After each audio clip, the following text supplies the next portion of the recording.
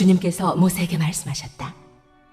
너는 이스라엘 자손에게 말하여 오던 길로 되돌아가서 믹돌과 바다 사이의 비아히로답 곧 바알스본 맞은쪽 바닷가에 장막을 치라고 하여라. 그러면 바로는 이스라엘 자손이 막막한 광야에 갇혀서 아직 이 땅을 헤매고 있을 것이라고 생각할 것이다. 내가 바로의 고집을 꺾지 않고 그대로 둘 터이니 그가 너희를 뒤쫓아올 것이다. 그러나 나는 바로와 그 군대를 물리침으로써 나의 영광을 드러낼 것이니 이집트 사람들이 이것을 보고서 내가 주님임을 알게 될 것이다. 이스라엘 자손은 모세가 시키는 대로 하였다. 이스라엘 백성이 도망쳤다는 소식이 이집트의 왕의 귀에 들어갔다. 그러자 바로와 그의 신하들은 이 백성에 대한 생각을 바꾸었다. 우리에게 종살이하던 이스라엘 백성을 이렇게 풀어주어 놓아보내다니 어쩌자고 이렇게 하였는가? 하고 후회하였다. 바로는 병거를 갖추고 그의 군대를 이끌고 나섰다. 그는 특수병거 600대로 편성된 정예부대와 장교들이 지휘하는 이집트 병거 부대를 모두 이끌고 나섰다. 주님께서 이집트의 왕 바로의 마음을 고집스럽게 하시니 바로가 주님의 보호를 받으면서 당당하게 나가고 있는 이스라엘 자손을 뒤쫓았다.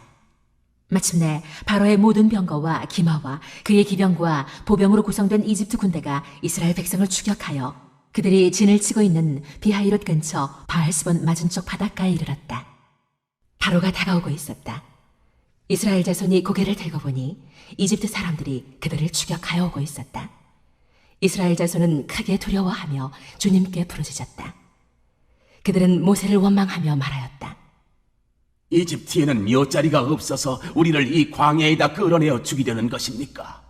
우리를 이집트에서 끌어내어 여기서 이런 일을 당하게 하다니 왜 우리를 이렇게 만드십니까? 이집트에 있을 때 우리가 이미 당신에게 말하지 않았습니까? 광야에 나가서 죽는 것보다 이집트 사람을 섬기는 것이 더 나으니 우리가 이집트 사람을 섬기게 그대로 내버려 두라고 하지 않았습니까?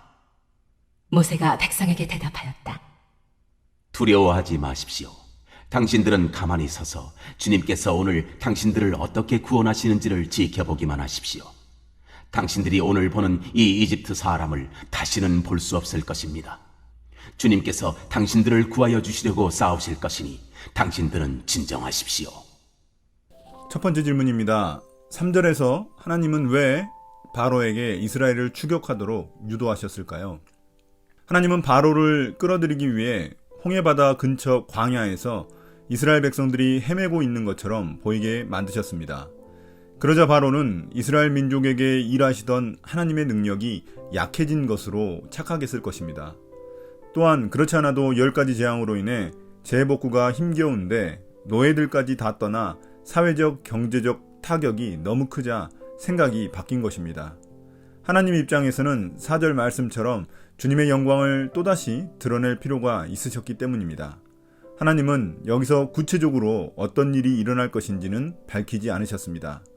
그러나 이 사건은 뒤쫓아올 이집트뿐만 아니라 앞으로 이스라엘 민족이 가야 할 땅인 가나안까지 소식이 퍼질 만한 큰 사건이 될 것입니다.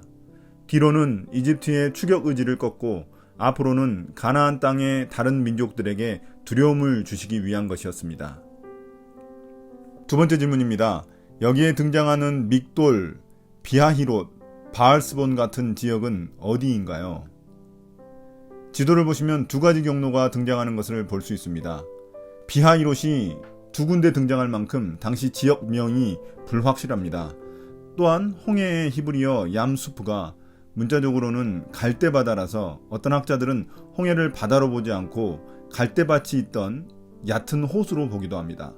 특히 비터 호수는 현재는 수에즈 운하와 연결되어 있는데 당시에는 아래쪽 홍해와 연결되어 있던 담수라서 주변에 갈대밭이 존재했다고 합니다. 그래서 고대인들이 홍해의 일부인 이 호수를 갈대바다로 불렀을 가능성이 높다는 것입니다.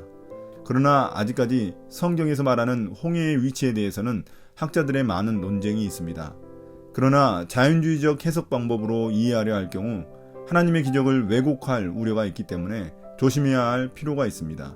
또한 겨우 얕은 호수를 건넜는데 이것이 마치 하나님의 기적인 양 이집트나 가나안 땅의 소문이나 하나님의 영광이 드러났다고 말하기에는 문제가 있기 때문입니다. 세 번째 질문입니다. 5절에서 바로가 이스라엘 백성이 이집트를 탈환한 소식을 이제서야 들었다는 게 말이 되나요?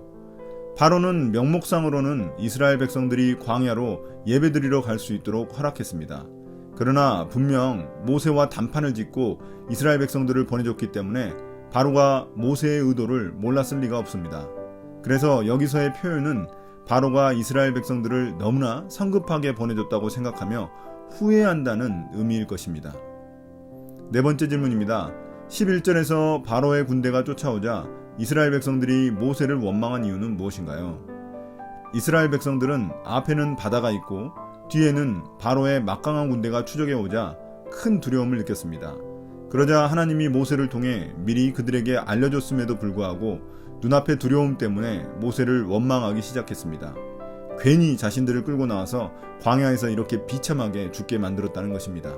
차라리 이집트 사람들을 섬기고 사는 것이 더 나았을 것이라며 모세를 원망합니다. 분명 지금까지 엄청난 기적을 보며 하나님의 능력을 아는데도 불구하고 순식간에 불평과 원망을 쏟아놓는 이스라엘 백성들의 모습을 우리는 어떻게 이해해야 할까요? 이는 이스라엘 백성들의 불순종과 불평이 앞으로 광야에서 자주 일어날 것임을 예고해 줍니다. 이것이 이스라엘 백성들을 곧바로 가나안 땅으로 인도하지 않으시고 광야길로 가게 하신 하나님의 이유이기도 합니다. 고집스런 이스라엘의 노예 근성을 버리지 못했기 때문입니다. 다섯 번째 질문입니다. 모세가 원망하는 이스라엘 백성들을 다섯 번째 질문입니다. 모세는 원망하는 이스라엘 백성들을 어떻게 설득하나요?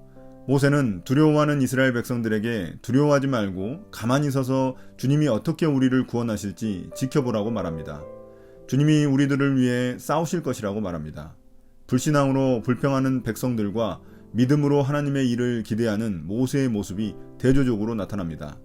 모세의 이 발언은 앞으로 이스라엘 백성들이 40년 동안 광야에서 전투를 행할 때 가장 중요한 원칙이 됩니다. 그들에게 가장 필요한 것은 하나님에 대한 믿음과 순종입니다. 눈앞에 두려운 상황을 보는 게 아니라 하나님을 바라봐야만 하는 것입니다. 이스라엘 백성들은 광야 속에서 누구를 바라볼 것인지 끊임없이 선택해야만 했습니다. 오늘의 묵상 포인트입니다. 첫 번째, 하나님께 순종한 결과 이스라엘 백성들 앞에는 바다가 놓여 있고 뒤에는 바로의 최정예 군대가 쫓아옵니다. 그러자 이스라엘 백성들은 원망과 불평을 쏟아놓습니다. 우리는 어떻습니까? 하나님께 순종했음에도 불구하고 일이 잘 풀리지 않거나 오히려 더 큰 어려움을 겪고 있지는 않습니까? 이렇게 순종의 결과가 내 기대와 다를지라도 너무 성급하게 불평하거나 원망하지 마십시오. 하나님은 그 너머까지 보고 계십니다. 두 번째, 하나님은 의도적으로 더 위험한 상황으로 이스라엘 백성들을 몰고 가셨습니다. 앞과 뒤가 모두 막혀 하나님만 바라볼 수밖에 없게 만드셨습니다. 우리의 삶도 그렇습니다. 하나님은 때로 우리의 삶을 벼랑 끝으로 몰고 가기도 하십니다. 그러나 그것은 하나님이 우리를 버리셨다는 게 아닙니다. 단지 하나님께 더 큰 영광을 돌리게 하기 위한 하나님의 빅 플랜일 뿐입니다.